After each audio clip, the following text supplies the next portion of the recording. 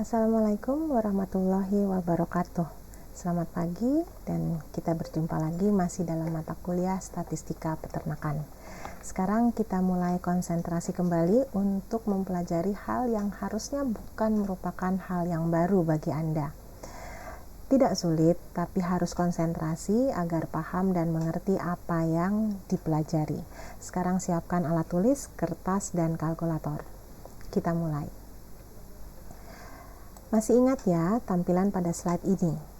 Materi ini dijelaskan pada video pertama saat kita mengenal pengertian statistika dan statistik. Silakan lihat dan ulangi lagi, pelajari lagi bila belum paham. Mengapa saya tampilkan kembali? Karena kita sekarang melangkah pada pembahasan tentang ukuran pemusatan, yang masih merupakan bagian dari statistika deskriptif. Beberapa video sebelumnya kita sudah membahas tentang berbagai cara menyajikan data. Video kali ini akan membahas tentang statistika deskriptif tentang ukuran pemusatan data. Pada ukuran pemusatan data yang sering digunakan adalah distribusi frekuensi yang cocok untuk data nominal serta data ordinal. Untuk nilai mean, data yang cocok adalah data kontinu. Ukuran deskriptif lain untuk pemusatan data adalah nilai median atau nilai tengah dan nilai modus atau nilai yang paling sering muncul. Jadi, mean, median, dan modus adalah cara menentukan ukuran pemusatan data yang termasuk analisis statistik deskriptif. Ketiganya memiliki kelebihan dan kekurangan dalam menerangkan suatu ukuran pemusatan data. Pada dasarnya, data yang akan digunakan ada dua jenis, yaitu data berkelompok dan data tunggal atau data tidak berkelompok. Kita juga menyegarkan ingatan lagi tentang data tunggal. Data tunggal adalah data yang belum tersusun atau belum terkelompokkan ke dalam kelas interval. Pada data tunggal, setiap data mewakili data tersebut secara tunggal. Contohnya adalah bila Anda penelitian dan mengkoleksi data, lalu bisa dituliskan datanya dalam bentuk tabel sederhana seperti yang terlihat pada slide. Jenis data yang lain adalah data berkelompok, yaitu data yang telah tersusun atau terkelompokkan ke dalam distribusi frekuensi dan disajikan dalam bentuk tabel yang terdiri dari beberapa kelas. Contohnya pasti Anda sudah hafal karena sudah berkali-kali berlatih di rumah membuat tabel distribusi frekuensi seperti ini. Istilah lain yang sudah Anda kenal adalah distribusi yang menyatakan pola atau model dari penyebaran data. Kita juga mengenal istilah pencilan sebagai suatu nilai data yang ekstrim berbeda dengan yang lainnya. Misalnya data nilai ujian suatu kelas, misalnya semuanya di bawah B. Kemudian ada satu mahasiswa memiliki nilai A. Nah, nilai A yang hanya satu orang ini disebut dengan pencilan ini, ya. Jika kita menemukan nilai pencilan, apa yang mesti kita lakukan? Pertama, kita bisa membiarkan nilai tersebut ada dalam data ketika kita melakukan analisis data. Tapi ini sangat beresiko, menyebabkan hasil analisis yang kurang tepat. Malahan bisa jadi salah. Jadi sebaiknya nilai pencilan dipisahkan dari data utama. Data utama yang akan dianalisa. Namun meskipun setelah nilai pencilan tersebut dipisahkan, kita masih bisa melakukan analisis tersendiri untuk pencilan tersebut jika dibutuhkan. Sekarang kita fokus pada ukuran pemusatan data. Ukuran pemusatan data adalah sekumpulan data yang menggambarkan suatu nilai pusat atau ukuran yang menyatakan pusat dari sebaran data atau pusat tempat data menyebar. Jadi nilai ukuran pemusatan adalah nilai tunggal yang mewakili suatu kumpulan data atau kumpulan pengamatan. Maka nilai ukuran pemusatan dapat menunjukkan karakteristik atau sifat dari data. Sifat dari nilai ukuran pemusatan adalah harus mempertimbangkan semua data dalam kelompok data. Tidak boleh terpengaruh oleh nilai-nilai ekstrim atau pencilan atau outlier, kemudian harus stabil dari sampel ke sampel, dan harus mampu digunakan untuk analisis statistik lebih lanjut. Ya. Bila digambarkan dalam bentuk grafik normal seperti terlihat pada slide, ini namanya grafik normal, maka nilai mean, nilai median, dan nilai modus semua terletak pada frekuensi tertinggi. Tapi bila grafiknya miring ke kanan, maka nilai modus, median, dan min-nya tidak sama. Modusnya terletak pada frekuensi tertinggi, sedangkan letak min-nya terletak di tengah. Ya. Sekarang bagaimana bila bentuk grafiknya miring ke arah kiri? Ternyata sama prinsipnya dengan grafik yang miringnya ke kanan, yaitu nilai modusnya berada pada nilai frekuensi tertinggi, juga nilai min-nya membagi dua dan letaknya di tengah. Ke kiri dan ke kanan sama. Ya. Kita mulai membahas dengan ukuran pemusatan melalui modus. Modus. Bila mendengar kata modus, apa yang terlintas dalam pikiran Anda? Berita atau info apa yang seringkali menggunakan kata modus? Arti modus adalah data atau nilai atau bilangan yang paling sering muncul dalam suatu kumpulan datum, atau bisa juga diartikan sebagai data yang frekuensinya paling tinggi atau paling banyak dari sekumpulan bilangan. Untuk apa kita mengetahui modus dari suatu kumpulan datum? Untuk mengetahui tingkat seringnya suatu peristiwa terjadi. Ya. Dalam analisis statistik, modus sering digunakan untuk menentukan nilai rata-rata dari data kualitatif. Misalnya pada contoh di lapangan, ada pernyataan kebanyakan kematian sapi di Sulawesi Selatan disebabkan oleh bla bla bla bla. Atau pada umumnya penurunan produksi susu adalah akibat bla bla bla bla. Nah, pada penelitian kualitatif yang dilaporkan secara deskriptif menggunakan kata kebanyakan atau pada umumnya, itu menunjukkan bahwa data yang dilaporkan adalah data modus. Ya. Sekarang suatu kumpulan datum atau disebut sebagai data dalam bentuk jamak bisa memiliki hanya satu modus atau unimodus, bisa juga dua modus atau bimodal, atau tiga modusnya berarti trimodal, atau lebih dari dua modusnya disebut multimodal, atau bahkan sama sekali tidak memiliki modus. Jadi ada datum yang sama sekali tidak memiliki nilai modus. Bagaimana, bisa dimengerti?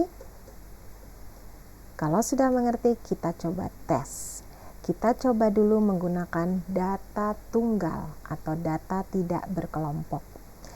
Silakan jawab berapa nilai modusnya dan berapa nilainya. Kita menggunakan data tunggal. Soal pertama.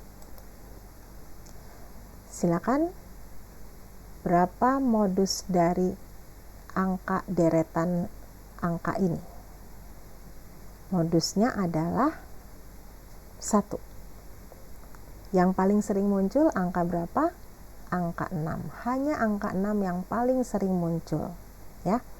Jadi ini disebut unimodus, hanya 1. Dan nilai modusnya berapa? 6. Ya. Sudah bisa dimengerti? Ada yang benar? Yang masih salah, masih bingung, kita coba lagi. Soal kedua. Berapa modus dari data ini? Coba cari mana yang paling sering muncul. Iya, 4-nya muncul 3 kali, angka 6-nya muncul 2 kali. Berarti itu ada 2 kali yang munculnya paling banyak, ya. Berarti bimodus. Nilai modusnya 4, dan 6. Gampang ya. Kita coba lagi. Berapa modusnya dari angka ini? Tidak ada modusnya ya. Sekarang kalau angka ini berapa modusnya? Coba. Iya, ternyata ini ada multimodus karena ini muncul 2 kali, muncul 2 kali, muncul 2 kali, muncul 2 kali, muncul 2 kali. Oh, ada 5 yang paling sering muncul ya. Jadi multimodus. Sudah mulai paham ya? Ya. Terakhir, tidak boleh salah. Berapa modusnya? Ya, 3 modusnya, berarti trimodus. Angka berapa saja? 4, 6, dan 9. Oke, sekarang sudah bisa semua. Kita kembali. Sekarang bila data tunggal kita tulis dalam bentuk tabel seperti ini, tentu akan lebih mudah melihat berapa modusnya karena kita bisa melihat dari nilai frekuensi yang terbanyak ya. Jadi kalau dilihat frekuensi terbanyaknya nilainya 4, berarti modusnya adalah 1, nilainya modus 5 gitu ya. Baik, sekarang kita coba pakai data berkelompok. Untuk menghitung modus dengan data kelompok, kita harus menggunakan rumus seperti ini. Modus sama dengan B adalah tepi bawah dari kelas modus, kemudian P adalah panjang kelas modus, kemudian B1 adalah selisih antara frekuensi kelas modus dengan frekuensi kelas sebelum. Ingat ya, sebelum kelas modus. Kemudian B2 adalah selisih antara frekuensi kelas modus dengan frekuensi sesudah kelas modus.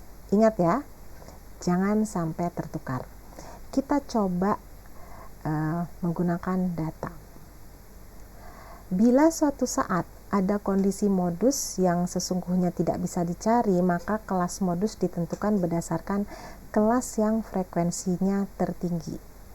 Misal pada tabel di slide seperti ini, Anda lihat kelas yang frekuensinya tertinggi. Oh, 25 ternyata frekuensi tertingginya. Berarti ini adalah kelas modus.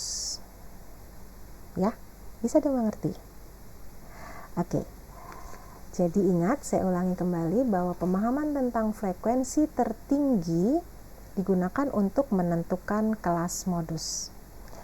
Sekarang kalau datanya seperti tabel pada slide dan Anda sudah bisa menentukan kelas modusnya berdasarkan frekuensi tertinggi, kemudian Anda bisa dong menghitung menggunakan rumus ini ya. Jangan lupa B adalah tepi bawah dari kelas modus. Berarti Anda lihat kelas modusnya dan tentukanlah tepi bawahnya. Kemudian panjang kelas modus, Anda lihat juga dari sini bisa. Kemudian B1 dan B2 tadi jangan lupa sebelum dan sesudah. Ya. Saya tuntun. Tepi bawah ada dari kelas modus, karena kelas modusnya batas bawahnya 71, berarti tepi bawahnya 70,5. Kemudian panjang kelas modusnya bisa Anda hitung dari 71 kurangi 61, bisa yang mudah. Kemudian frekuensi kelas modus dikurangi selisihnya dengan yang sebelumnya, berarti 25 kurangi 15. Kemudian B2-nya adalah frekuensi kelas modus dengan frekuensi sesudahnya, berarti 25 kurangi 20. Angka-angka ini semua dimasukkan ke dalam rumus. Silakan dicoba. Ayo semua mencoba, karena kalau kita kuliah secara luring pun Anda mencoba langsung di kelas bersama-sama. Ya, jadi tidak hanya menonton saja atau mendengarkan dosen menerangkan, tapi Anda mencoba. Silakan, sekarang Anda mencoba. Berarti 70,5 ditambah 10 dikali 10 dibagi 10 tambah 5. Seperti ini ya hasilnya adalah 77,17. Cara mengecek apakah hasil Anda ini benar atau tidak, cocokkan apakah angka ini masuk di dalam ada di antara rentang 71 sampai 80, di antara rentang kelas modusnya tadi. Gitu, ya. Bagaimana? Sudah mengerti? Kalau sudah mengerti, kita coba soal lain supaya tambah paham. Silakan coba, siapa cepat dia yang dapat, ya. Jangan lupa kelas modus adalah pada frekuensi yang tertinggi, berarti kelas modusnya ini. Silakan kerja di dalam kelas ini.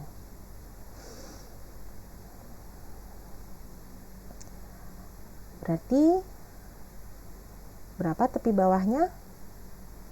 B-nya 73,5, P-nya 74 kurangi 61, B1-nya 23 kurangi 12, B2-nya 23 kurangi 6, dan masuklah ke dalam rumus. Sudah ketemu?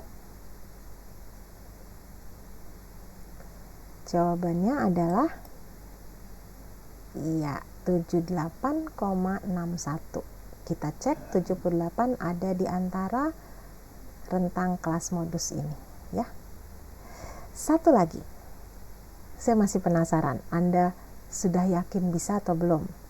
Satu kali lagi, silakan kerja. Ya, saya beri waktu 1 menit.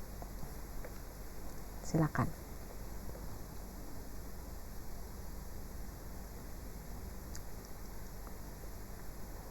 Harus benar sekarang jawabannya loh ya.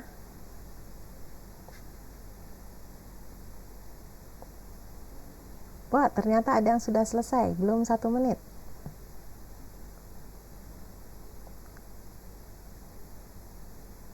Sudah? Oke, jawabannya adalah sampai di sini benar ya, sama ya. Mudah sampai di sini. Nah, saat menjumlah membaginya jangan sampai salah ya. Berarti jumlahnya adalah 55,21. Ya. 55,21 berarti masuk di dalam kelas modusnya ini.